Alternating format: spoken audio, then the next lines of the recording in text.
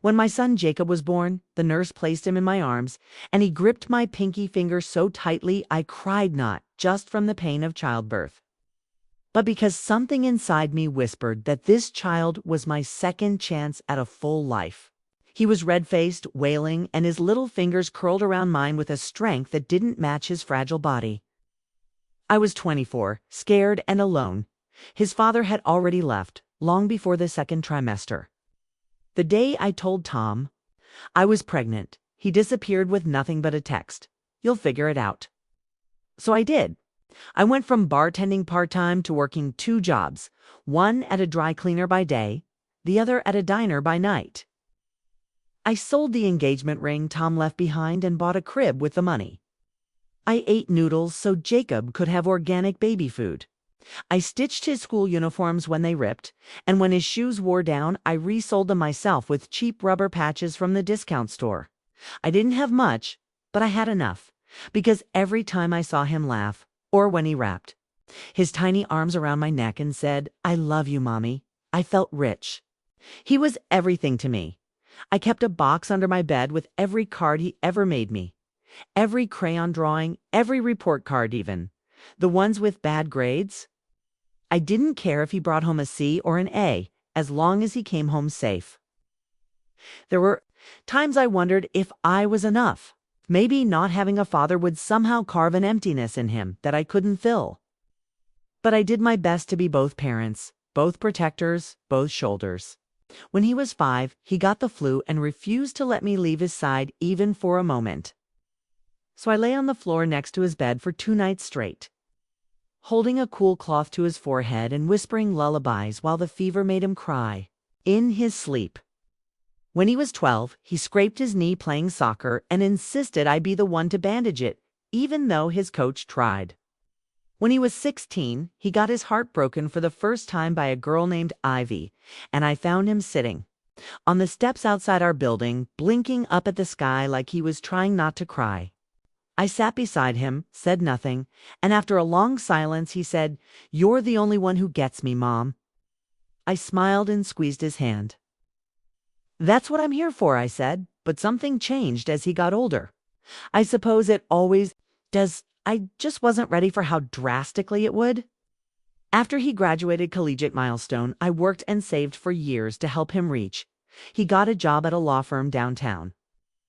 And with it came new clothes, new friends, and a new distance. The calls became shorter, then less frequent. He started showing up for dinner later, then not at all. When he did visit, he looked around the house like it was too small, too cluttered. He offered to modernize things, replace the curtains, upgrade my phone, switch to online banking, but I didn't want new things, just wanted him. Then he met Elise, beautiful, poised, educated at some fancy university I could never have afforded for. Jacob. She came from a family that wore linen to Sunday brunch and took vacations in the south of France. The first time I met her, she wore white slacks and a silk blouse, even though I'd warned her we'd be eating barbecue. She wrinkled her nose at the potato salad and said she was on a gut health cleanse. I smiled and tried to make conversation, but she kept checking her phone. Later that night, when Jacob asked if I liked her, I said, "She's polite." He didn't look pleased. After that, they kept their visits short. Elise rarely said more than a few sentences to me. She would walk around my home like she was calculating square footage, make polite comments like, "Oh, this is very traditional," and then disappear into her phone. But Jacob, he changed. He stopped laughing with me. He stopped asking about my day. And worst of all, he stopped hugging me goodbye. That absence of touch, the simplest connection, hurt more than anything. Still, I told myself it was just a phase. That love, especially a son's love, doesn't vanish. It bends, but it comes back. Then came dinner. He had just gotten promoted to junior partner, and I wanted to celebrate. I cleaned the house from top to bottom, put on the floral apron Jacob had once bought me from a school fair, and cooked all his childhood favorites: rosemary chicken with lemon glaze, garlic mashed potatoes, green beans, almondine, and pecan pie. with homemade crust. I even bought the fancy napkins with the gold trim that I usually save for Christmas. I lit candles, wore the pearl earrings he gave me on my 50th birthday. When they arrived, Elise glanced around and said, "Oh, how quaint," and I laughed, thinking she was joking. But the smile on her face never reached her eyes. Jacob sat down without a word. I tried to ignore the tightness in my chest. During dinner, I told stories, ones from his childhood, sweet ones, funny ones. He barely reacted. Elise sipped her wine and checked her watch. After we finished eating, I brought out a small envelope and handed it across the table. "I wanted to give you something," I said softly. Jacob opened it, revealing 2 keys on a ring. "It's to the beach cabin, the one Mom left me. I've been fixing it up. Thought maybe you two could use a getaway." Elise gave a soft, sarcastic laugh. "We're not really into rustic escapes." I chuckled nervously and said, "Well, it's not 5-star, but it's peaceful. And the sun sets so, Jacob. Remember when you were little and we'd go hunting for seashells?" He didn't smile. He didn't even look at me. He pushed the envelope back across the table. "Mom, we're not interested." Something in his tone turned cold. "Honestly, stop trying to be part of our life so much. It's exhausting." I blinked. I thought I'd misheard. Oh, I laughed softly, hoping it would lighten the air. "What do you mean, sweetheart?" "I'm just offering. Elise and I have talked about this," he interrupted. "And maybe it's time you gave us space. You're kind of always around. It's like you need us to give your life meaning." My fork clattered to the plate. "I beg your pardon," I whispered. "You don't get it," he said, his voice rising just enough to hurt. "You just don't. You're always calling, always trying to insert yourself into everything. It's smothering." Elise folded her napkin neatly beside her plate. I stared at my son, the same boy who once built me a macaroni necklace and called me his queen, Jacob. He shook his head as if what came next was somehow necessary, like surgery or severance. "You're dead to me." The words didn't hit like a slap. They didn't scream through the room or echo off the walls. No, they whispered, quiet, final, and sharp like broken glass. I sat there for a second, then another. Then I stood, walked calmly to the kitchen, packed the remaining food into containers, and placed them in the bag I had brought for leftovers. I didn't look at them again. I didn't cry. I just said, "Take care," and walked out the door, outside. The wind was gentle, a car drove by somewhere, a dog barked. The world had not ended, and yet inside me something had crumbled. That night I went home, placed the keys to the beach cabin back on their hook, turned off the living room lights, and sat in the dark for a long time. Hours passed. The moon shifted in the sky. My tea grew cold. I stared into the shadows and thought about every sacrifice I'd made, every silent heartbreak I had swallowed for his happiness, every time I put myself second so he could feel like he was first. And I made a decision. If I was dead to him, then so be it. The morning after Jacob told me I was dead to him, I didn't get out of bed. I lay there beneath the floral quilt I'd sewn a decade ago, staring at the ceiling while the light shifted from dawn to day. Outside, the birds chirped like any other. Morning, the neighbor's dog barked at a passing car.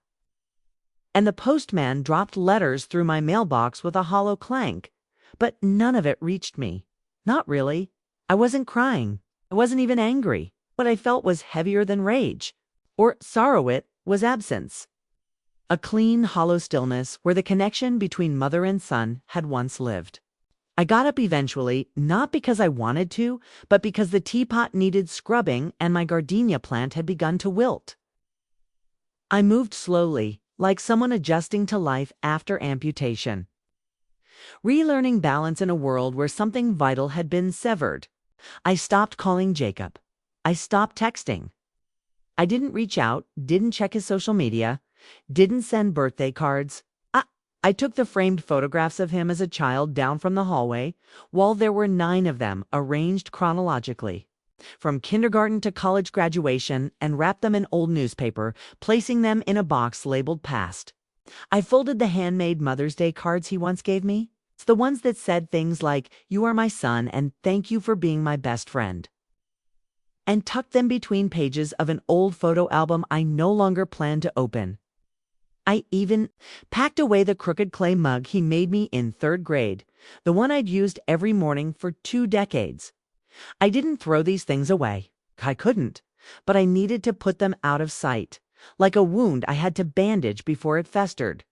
The silence that followed wasn't bitter or dramatic. It was deliberate, methodical, the kind of silence that isn't meant to punish but to preserve. People often talk about silence as a weapon, but sometimes it's a life raft, a boundary. Quiet goodbye.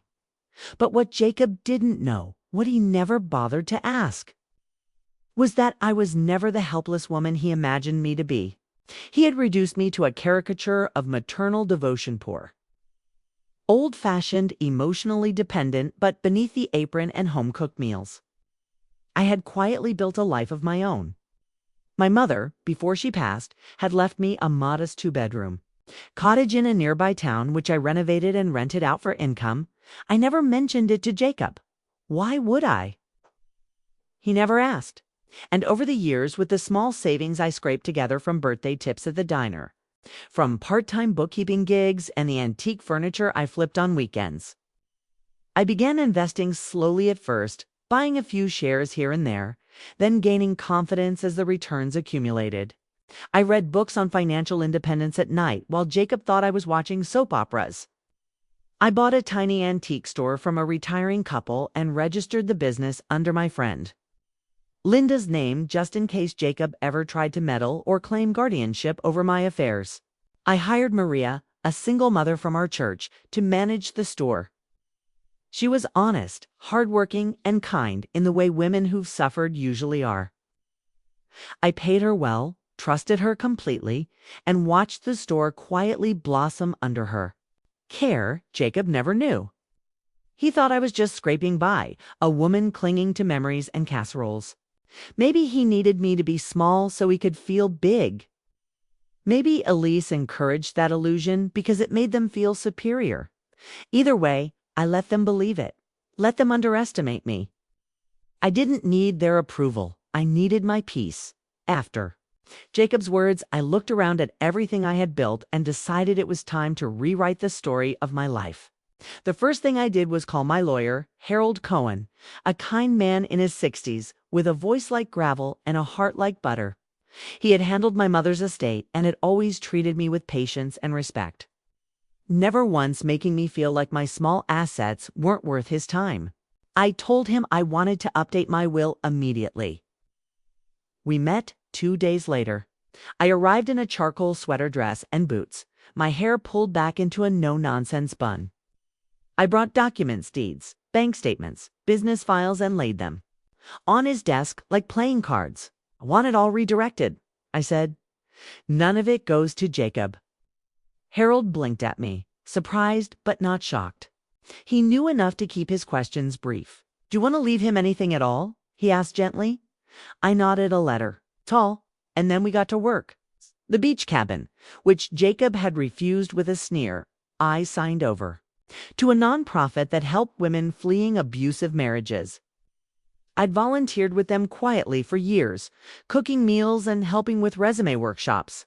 The cabin would serve as temporary housing for survivors and their children. What better use for a place once filled with laughter than to offer shelter to someone rebuilding her life? My rental home. I added it to a trust that would fund education for 3 teenage girls in my neighborhood whose mother had died of ovarian cancer last fall. Their aunt was doing her best, but money was tight. My investment accounts transferred into a foundation I named after my own mother, the Lorraine Fund for Single Mothers Trying to Finish School. The antique shop I gifted to Maria, no strings attached. She cried when I told her. "But I can't afford to buy it from you," she whispered. I smiled and said, "You already paid for it with your loyalty and your integrity." As for my own house, the one filled with 20 years of memories, I left it to my friend Shirley, who had taken care of me during my hip surgery when Jacob didn't so much as send a get well card. She brought me soup and helped me bathe, and we watched old movies together until the pain faded. She deserved a home filled with warmth. When everything was done, when the papers were signed and notarized, I went home and wrote the letter. I didn't write it in anger.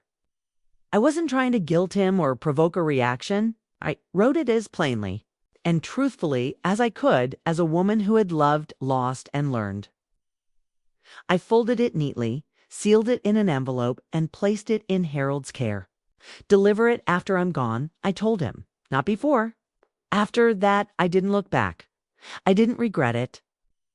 I simply began to live again, not for what could have been, but for me. I painted the living room a shade of soft green, took a watercolor class.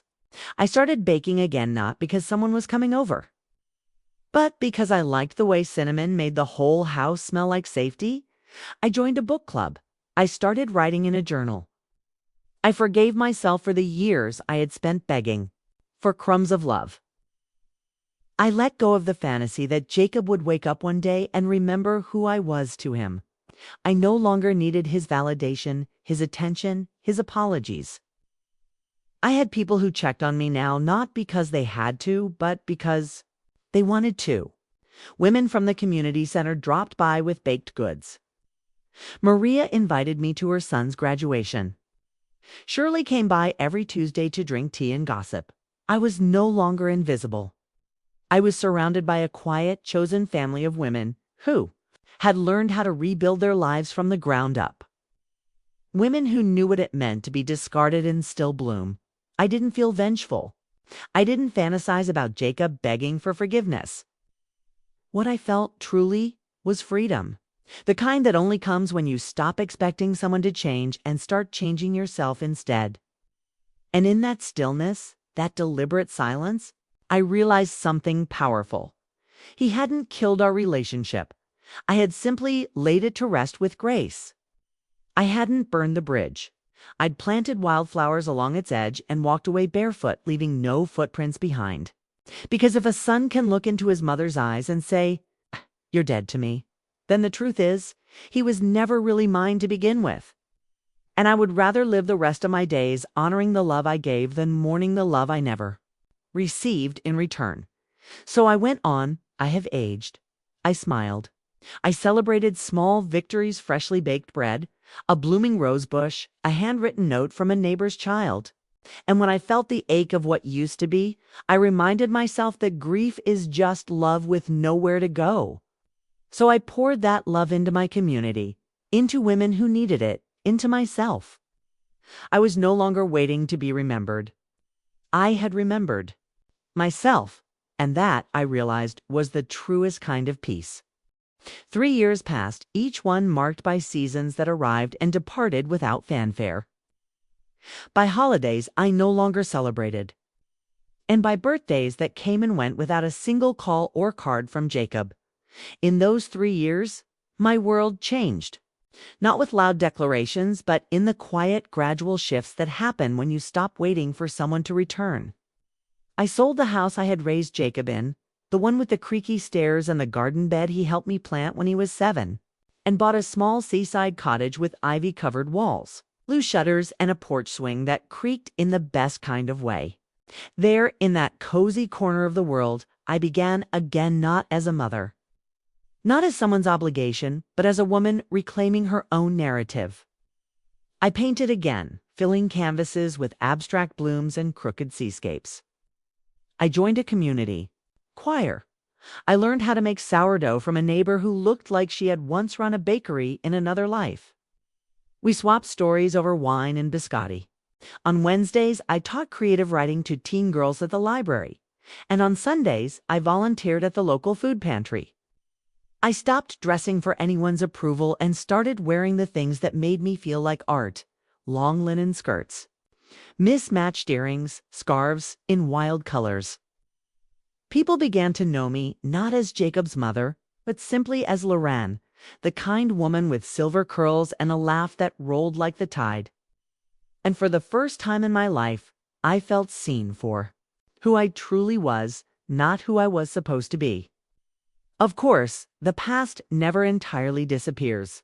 Sometimes I'd be pulling weeds in the garden or flipping through a book at the market, and I'd suddenly remember the way Jacob used to hum when he brushed his teeth, or how he cried when he lost his first pet turtle, or the exact sound of Dev tea, or the exact sound of his voice when he said, "You're dead to me." It never stopped hurting. It just hurt differently over time, less like an open wound and more like a healed scar, tight and tender, but no longer bleeding. Then, in the fall of the third year, just after the leaves had turned the color of rust and flame, I received news that would have knocked the air from my lungs, had I not already learned to breathe through pain. I was diagnosed with stage 1 breast cancer. Treatable, yes. Early, yes. But serious, nonetheless. And as the doctor explained my options in that sterile office, I felt the strange calm of a woman who had weathered worse storms. I didn't call Jacob, not out of spite, but because there was no point. I didn't want apologies from someone who hadn't reached out in 3 years. I didn't want rushed pity or performative concern. I wanted real love, and I already had it from Shirley, who drove me to every radiation appointment. From Maria, who brought me soup and stayed until I fell asleep on the couch.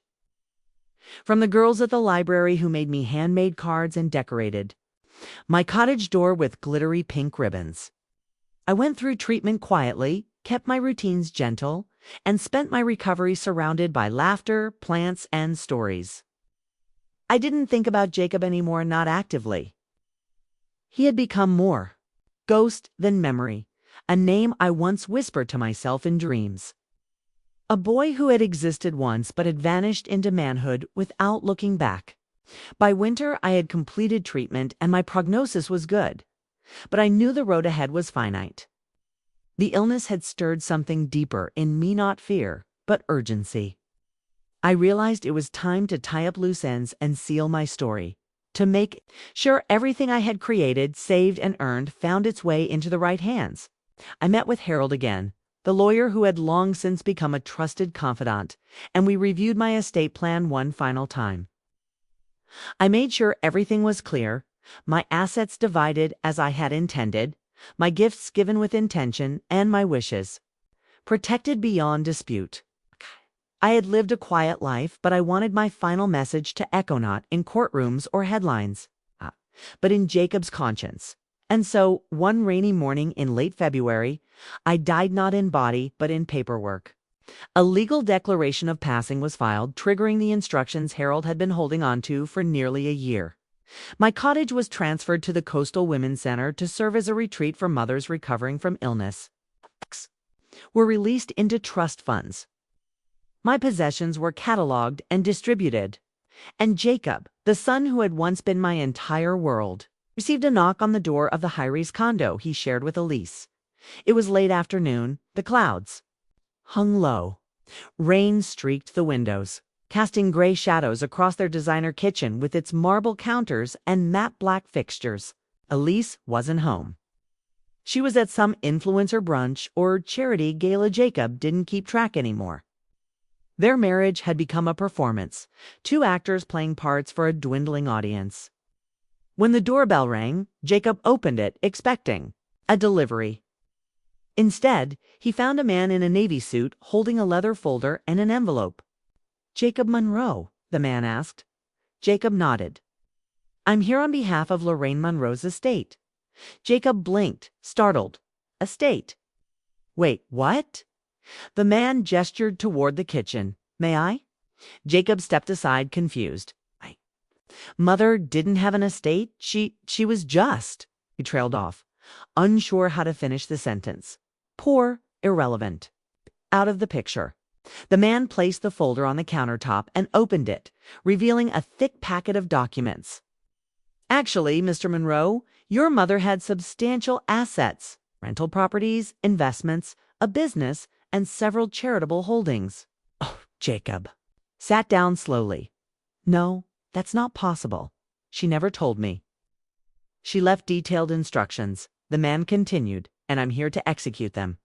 Jacob stared at the paper, the words swimming. "Why are you telling me this? Am I supposed to take over?" The man paused, his expression unreadable. No, you were not included in the will. Silence fell like a stone in water. What? Jacob whispered. The man slid a single white envelope across the counter. She did leave you this. Jacob stared at it. His hands trembled as he picked it up. The weight of it impossibly light. The final communication from a woman. He had silenced with a sentence. He hesitated, then opened it. Inside was a single sheet of paper written in her familiar handwriting, graceful and calm. He read, Jacob, you once told me I was dead to you. So I honored your words. I gave you everything I had, my time, my love, my youth, my sacrifices. You never saw them, never acknowledged them. You turned away from me as though I were a shadow that embarrassed you. In your absence, I learned how to live again. I built a new family, one made of love, not blood. I healed in the silence you left behind. I hope you find what you're looking for. I wish you peace. Mom, he read it again and again. Each word struck like a bell, reverberating through years of choices. Moments he had dismissed, kindnesses he had ignored. The kitchen blurred. His breath grew short. He set the letter down and rested his hands over his face. In the next room, a photo of him and Elise on their wedding day stared out from a silver frame. They had cut his mother out of that photo years ago, cropped her from the background because she didn't match the aesthetic. He remembered that now, and it hit him like a punch. The man packed the folder, stood, and said gently, There. Are no further actions required from you, Mr. Monroe? Good day. And with that, he left. Jacob sat there for hours after the door closed. The rain kept falling. He didn't call Elise. He didn't turn on the lights. He read the letter again, held it in both hands like it might slip through his fingers. He remembered her laugh, soft and always a little hoarse.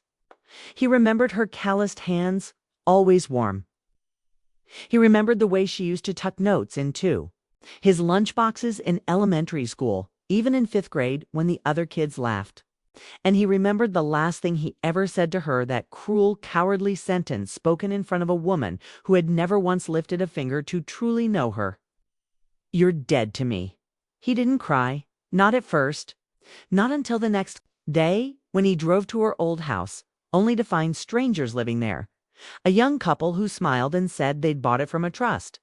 The woman who used to live here. The man said she seemed like someone special. Jacob nodded, unable to speak. And later, when he found the beach cabin on Google Maps, it had been transformed into a sanctuary for women and children. Its once faded paint now bright and fresh, with flower boxes in the windows and a wooden sign that read, Lorraine's Place, a home for healing. He sat in his car across the street, watching a little girl chase bubbles in the yard while a woman hung laundry on a line. He didn't get out. He didn't approach. He didn't belong there. And that night, alone in his luxury apartment filled with art he didn't care about and wine he didn't drink, he poured himself a glass of scotch and sat by the window. He opened the letter again, read it aloud this time. Listen to every syllable like a prayer. And when he finished, he whispered, I'm sorry, to the silence, to the air, to the memory of the woman who had once been his entire world. He said it again and again, but it was too late. She was gone, not in anger, but in peace. She had let go long before he realized what he had done. And all he had left now was a folded letter and the echo of a love he had never truly seen until it was gone. Jacob didn't cry the moment the lawyer left, or even that night. He just sat there, still and blinking, like the letter resting on his countertop was some illusion that might vanish if he stared hard enough. It didn't. It stayed quiet, white, and unbearably final. It was the kind of letter you can't answer. It's the kind that doesn't invite a reply but closes a chapter with a seal of permanence. He read it again, and each word dug deeper, carving out truths he hadn't dared face. You're dead to me. The words he had spat at her echoed now with a cruelty so sharp it sliced through his breath. In the days that followed, he tried to make sense of it. He searched his inbox for emails he'd ignored, his call history for missed connections, his memories for signs that she had been anything other than the mother she always was: devoted, steady, endlessly forgiving. The worst part was how utterly complete it all was.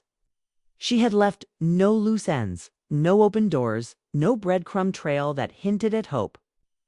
She had planned it all: the silence, the estate, the letter. And suddenly, he was no longer a son. He was simply a name crossed out of her story.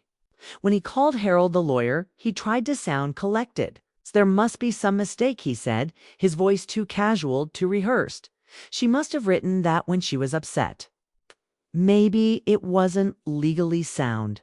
But Harold, ever polite, only said your mother had every mental faculty at the time of her revisions. Everything was legal, binding, and irrevocable. "I'm sorry, Mr. Monroe, but her wishes were clear." Jacob pressed further, even tried suggesting emotional distress, coercion, misunderstanding. "You don't understand," he insisted. "I was angry. I didn't mean it. I thought she'd always be there." But the law didn't bend for guilt. And Harold, God bless his restraint, didn't say what. Jacob could feel in every pause between words. "That's not my problem. That's yours." When Elise found out, she wasn't subtle. "You told me she was broke," she snapped that evening as she pulled off her earrings and tossed them on the marble counter. "You said she had nothing but that crusty little cabin. You made it sound like she was a burden." Jacob slouched at the kitchen island, rubbed his forehead. "I didn't know. I swear. She never told me." Elise's eyes narrowed, her expression somewhere between disgust and calculation. "She didn't tell you because she didn't trust you. She left you nothing because she knew you didn't deserve it." He tried to protest, but she cut him off. "You lied to me, Jacob, and worse, you lied to yourself." She left the room with a muttered, "Unbelievable," and within weeks, their marriage unraveled like a threadbare sweater pulled from the wrong end. Elise moved out, and with her went the facada, the dinner parties, the curated photos, the wine tastings, the life they had built around image instead of truth. The divorce came 6 months later, swift and silent. Jacob moved into a smaller apartment, a rental on the edge of the city with a view of a parking lot and walls that echoed when he walked too fast. The new place didn't have the quiet hum of money nor the warmth of familiarity. It was just a box of consequence dressed as shelter. He furnished it with secondhand pieces, too ashamed to dip into savings he now realized were shallow. His friends, or what few of them remained, grew distant. The calls slowed, the invitations faded. No one knew what to say. No one wanted to sit across from a man whose own mother had disinherited him. He started drinking more. Not enough to spiral, just enough to blur the edges. It's enough to sit in a dark room and not feel like the walls were judging him. He tried calling people from his past old college friends, former coworkers, even a cousin or two, but the conversations were strained. He'd bring up his mother casually, fishing for sympathy, trying to paint it as a misunderstanding, a bitter twist of fate. But no one took the bait. People had read the letter Harold's office, apparently had a backup copy. The word got around. Some quietly admired Lorraine for her strength. Others avoided Jacob entirely. He drove once to his childhood neighborhood, parked across the street from his old house. A woman with short gray hair and gardening gloves waved at him from the porch. He didn't wave back.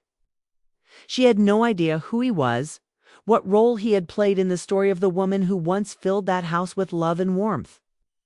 He thought about knocking. Instead, he turned the key and drove away. The letter never left his wallet. He folded it once, then again, until it was soft around the edges and thin as cloth. He'd pull it out late at night under the dim light of the kitchen and read it like scripture. Some nights he'd cry, others he'd just stare, his lips moving silently along the words like a man trying to reverse a curse. And still, it changed nothing. She was gone. And not in a tragic way, not in a ripped away too soon kind of way. No, she had gone with intention. She had chosen peace. And she had chosen to exclude him from it. The rejection wasn't impulsive, was earned. One spring morning, Jacob wandered into a bookstore on a whim. The weather was warm but moody, the sky alternating between sunshine and gray. He wasn't looking for anything in particular. It's just a distraction, a way to pass the time. That's when he saw Iton, a small wooden display by the window. The Forgotten Mothers, a collection of essays written by women who had been abandoned, mistreated, erased by their children. The cover was simple muted blue with delicate white lettering and a single, black and white photograph of an elderly woman staring out a rain-splattered window. Something about her expression, a mix of ache and dignity, pulled him in. He picked it up, flipped through it, page after page of raw stories, confessions, grief. Women who had given everything and received nothing in return. Women who had built lives from nothing only to be discarded when they were no longer convenient. It was Lorraine's voice, even though her name wasn't inside. It was her spirit, her pain, her truth. He bought the book, took it home, and read it cover to cover in one sitting. When he finished, the sky had darkened, and the city outside his window buzzed with distant sirens. He sat there, unmoving, the book resting against his chest. He whispered, "I'm sorry," to this stillness. In the weeks that followed, Jacob changed, not dramatically, not like the movies. There were no grand gestures or public apologies. It's just small things, quiet attempts. He started volunteering at a community center, filing paperwork and helping with food drives. He listened more and spoke less. He sent a donation to the women's shelter that had inherited the beach cabin, though he didn't include his name. He began writing letters he'd never send, ones addressed to Lorraine, filled with stories, memories, regrets. Sometimes he'd visit the beach where her cabin had once stood. He'd sit across the street watching children play, women laugh, flowers bloom in the garden beds she never saw finished. He saw her everywhere. In the woman teaching a child how to tie their shoes, in the wind that scattered wildflowers across the path, in the sun that dipped into the ocean the same way it had when he was 10 and she held his hand on the shore. He never walked through the doors. He knew he wasn't meant to. And Lorraine? She lived on, not in photographs or family albums, but in lives she had touched. In the single mothers who now had safe homes. In the girls whose scholarships bore her name. Maria, who expanded the antique shop and painted the walls yellow in her honor. In Shirley, who kept the porch swing oiled and hung fresh wind chimes each spring. In the women who passed her story from hand to hand, saying, "She reminds me of my own mother," or "She gave me hope." Lorraine was not dead. She had transcended. She had become something unshakable. And in her absence, Jacob finally saw her not as a footnote in his life, but as the author of her own. He carried her letter like a relic, like proof of a love he hadn't deserved, a love that had stretched to the limit and then, finally, let go. And when he closed his eyes at night, sometimes he imagined her sitting by the sea, her hair silver, her smile soft, surrounded by people who had never told her she was dead to them. And in that image, he found both sorrow and peace. Because the hardest truth is that sometimes we realize too late who we were to someone and who they were to us. And by the time we're ready to say the words, all that's left is silence. But in that silence, if we listen carefully, there may still be something left to learn.